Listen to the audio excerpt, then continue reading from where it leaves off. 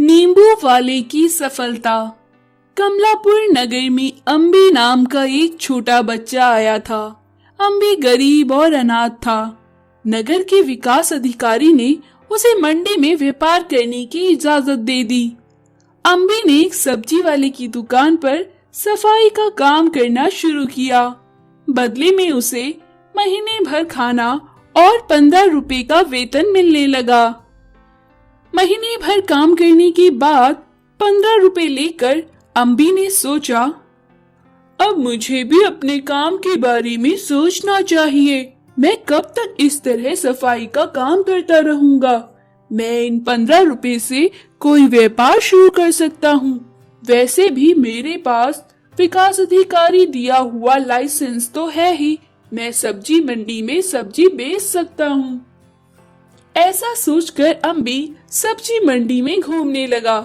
उसने देखा कि एक नींबू वाला नींबू बेच रहा है।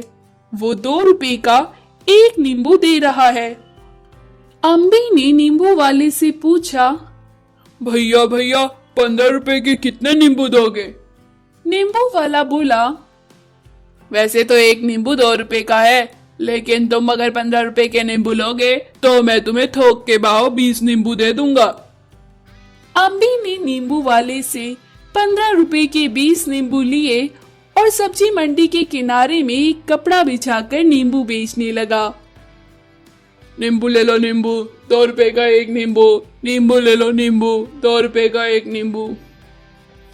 इस तरह अम्बी को सुबह से शाम हो गई और अम्बी ने सारे नींबू बेच दिए।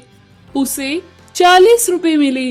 अम्बी बड़ा खुश हुआ और बोला, अरे वाह, एक दिन में पूरे 25 रुपए का मुनाफा हुआ है।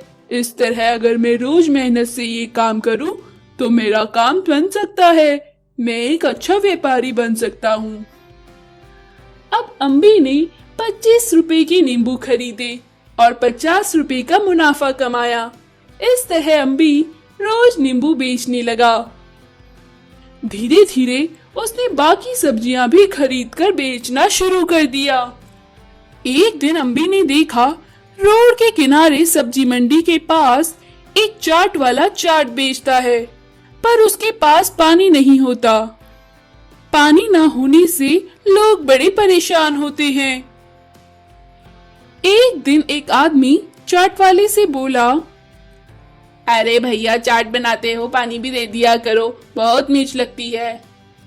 इस पर चाट वाला बोला, अरे 10 रुपए की चाट पे मैं पानी भी दूंगा, मैं कहाँ से लेकर आऊं पानी?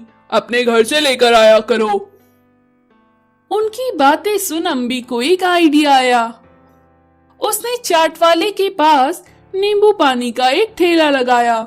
सुबह से दिन तक वो सब्जी बेचता था और फिर शाम को चाट वाले के पास जाकर नींबू पानी बेचता था। इस तरह उसके पास बहुत से लोग आते थे और उसकी कमाई होती थी। धीरे धीरे उसने अपने लिए एक घर खरीद लिया। एक दिन विकास अधिकारी सब्जी मंडी आया और अम्बी को बोला, अम्बी जब तुम आए थे तुम बहुत छोटे थे और तुम्हारे पास कुछ भी ना था, पर मेहनत करके तुमने अपनी जगह मंडी में बना ली। तुम एक बहुत अच्छे व्यापारी बन गए हो। अपनी मेहनत और लगन से तुमने घर भी खरीद लिया। मैं तुम्हारी तरक्की देखकर बहुत खुश हूँ। तुम जैसे होशियार लड़का अगर मेरा दामाद बन जाए तो मैं खुद को बड़ा खुशकिस्मत समझूंगा। क्या तुम मेरे दामाद बनोगे? इस पर अम्बी बोला, अरे मालिक, मैं तो आपको भगवान समझता हूँ। आपकी वजह से आज मैं यहाँ तक पहुँच पाया हूँ। अगर आप उस दिन मुझे मंडी में व्यापार करने की इजाजत ना देते तो आज मैं कुछ भी नहीं कर पाता। अगर आप जैसा परिवार मुझे मिल जाए तो इससे बड़ी बात और खुशी की क्या हो सकती है मेरे लिए। पर मेरी एक शर्त है। विकास अधिकारी घबराते हुए बोला, अरे शर्त? वो कैसी? अम्बी मुस्कुराकर बोला, आपकी बेटी मेरे घर में मेरे पास रहेगी और मैं आपका दिया हुआ एक पैसा नहीं लूंगा। बस आप अपनी बेटी मुझे देंगे और अपना आशीर्वाद। भगवान की कृपा से सब सही रहा तो मेरा व्यापार बहुत अच्छा चल रहा है और आगे भी मैं तरक्की करता रहूंगा। अम्बी की बात सुन विकास अधिकारी ने उसे गले लगा लिया और बोला, तुम मेरे बेटे हो अम्बी, आज से तुम मुझे पिताजी कहना। फिर अम्बी और विकास अधिकारी की बेटी की शादी हुई और अम्बी अपने परिवार के साथ खुशी खुशी रहने लगा। पुलिस का कुत्ता।